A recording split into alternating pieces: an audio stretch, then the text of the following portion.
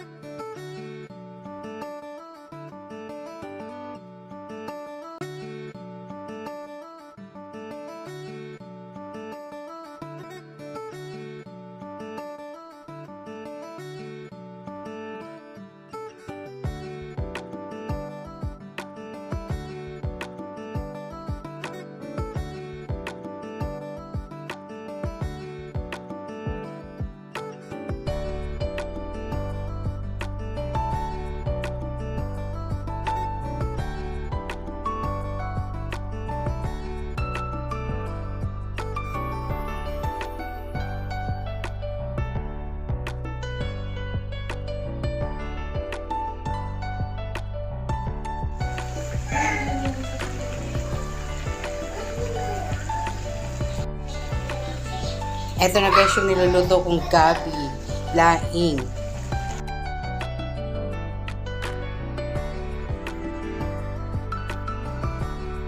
Ito na sibuyas, bawang, luya, paminta, yun. Gata, syempre. At Try po ako magluto nito para matikman ko po kung anong lasa ng aking laing. Pero yung nabibili ko po dyan sa labas na laing talagang masasarap eh.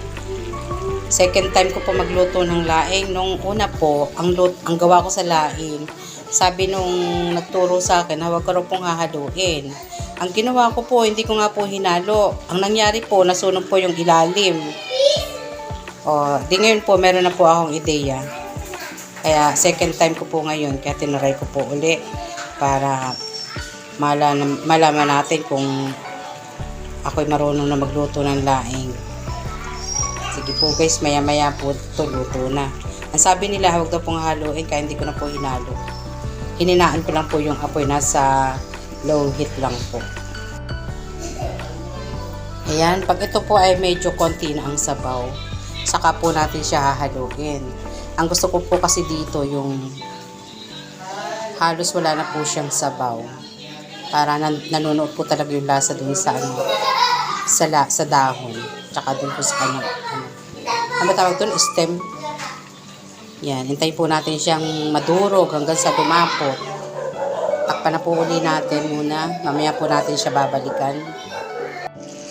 Wow! Wow, sarap!